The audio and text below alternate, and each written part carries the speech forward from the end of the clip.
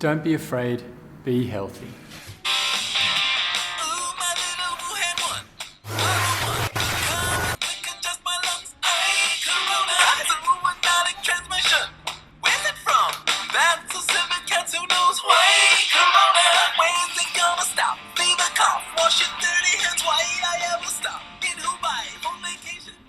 As a movement and lifestyle coach for the last 20 years, I have a strong passion for human and environmental health. In this video, I'm going to cover the key steps that you can do to improve your health and reduce the effects of this virus on yourself and humanity at large. At the end of the video, I'm going to cover a simple 2-day workout routine that you can do even if you're at home. So if you don't want to go out, you can still make strength and mobility gains. Human and environmental health are one and the same thing. As humans, we're completely dependent on our environment for optimal health. Currently, the coronavirus is spreading throughout the planet.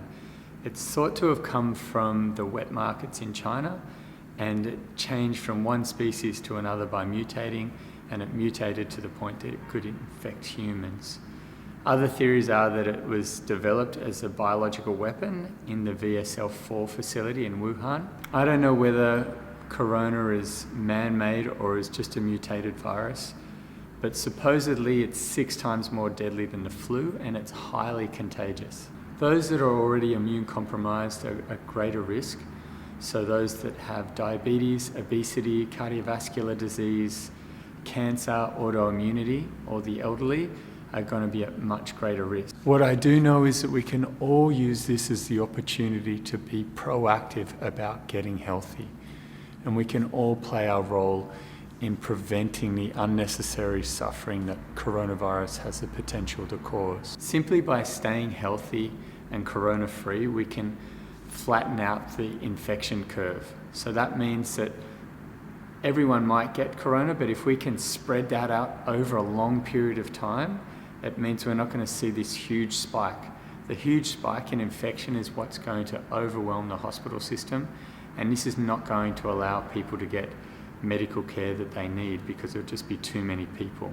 So we need to learn from what's happened in Italy and Korea and from China, so that way for the rest of the world the same thing doesn't happen. Let's go through some key things that you can do to improve your health and remain corona-free. Getting good sleep every night is super important. You want to get 8 to 9 hours. Now for some people that seems a bit long, and before I used to only get 6.5 to 7 hours every night. Now I'm making a conscious effort to sleep more, and I use an Oura ring to track how much deep sleep, light sleep, REM sleep I get every night, which is quite cool. But just making sure that you're really relaxing, winding down. You can supplement with magnesium before you go to sleep, and just get rid of the blue light. So dim the lights, but then also using night shift on your phone and your MacBook, or if you've just got a computer, using f.lux. Make sure your room is nice and cool when you go to sleep. And if you're sleeping with a partner, I recommend having your own doona each. That way you don't have to pull it on and off, and the other person isn't going to disrupt your sleep. You want to purchase, prepare, cook, and consume whole, fresh, nourishing local produce. Now this is important for so many reasons. You don't want to eat out. If you're eating out, you're eating vegetable oils, you're eating sugar, you're eating substandard produce, you could be eating preservatives, and you could be eating food prepared by someone that's not well. You don't want to be in that restaurant environment as well, because you're surrounded by different people that don't even know they're sick. You want to eat at home, so that way you can relax, and that way you can control the environment, and it's great to connect with family and just relax and enjoy that meal. Then you want to purchase the food from local growers. Now this is so important for the local economy and food security. So if you support those people, then that ensures that they're going to get through this, and they're going to be able to keep providing food. And if we're going to get through this whole thing, we need to strengthen that. We don't know what's going to happen to the global markets and the supply chains, so it's so important to support local producers of food, because that's all that matters at the end of this. And if we can strengthen that, then that way we have our independence, and going forward we're not going to be susceptible to changes in the global economy. So we need to think outside of the large centralized system and build businesses and build stability around local markets and a local foundation first.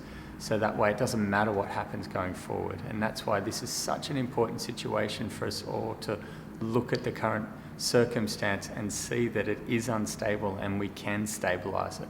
As awful as it sounds, coronavirus is potentially just a warm-up for future things to come. I think we're going to see much worse outbreaks going forward. So if we get prepared now and use this as an opportunity to prepare for future things, it's going to be far better for all of us. We need to switch to more of a reduced carbohydrate diet. And the reason being because processed grains and added sugar, fruit juices are all increasing sugar in the bloodstream. That elevated blood sugar is going to suppress the immune system. So if you want to have a stronger immune system, reduce carbohydrate intake. Reduce all your processed food intake. If you're sticking to 2 whole fresh food meals per day, you're going to be very healthy and it's going to do a lot for you and your immunity. What I do is I have a bone broth that I take to work with me, and then I'll come home and have lunch, and then I go back to work, and then I come home and have dinner. So that's a simple routine that I have the luxury of doing. Not everyone can do that, so maybe you'll have to take food with you when you're going to work, but you need to cut out that processed food because it's not doing you any favors. You want to eat nose to tail ruminant animals. So I eat beef and lamb. It's great. I get whole bodies. I have a chest freezer, so I've got, most of the time I have about 2 months worth of food at home, so it's pretty safe. Then you want to make sure you're not just eating the muscle meats. You want to eat the organs, the connective tissue, the fat, the bones. You want to use the bones to make broth. I personally have 1 to 2 cups of bone broth every day, which is great for my gut lining, great for my connective tissue, great for my skin, and great for my overall health. And I use all the bones that I save to make that, so it's very simple, anyone can do it. I'm going to be making a video on that shortly. You want to breathe through the nose, so you want to make sure you're filtering the air. When the air comes in through the nose, it's filtered, it's prepared for the lungs. So doing that throughout the day is great. Just minimize how much you breathe through the mouth.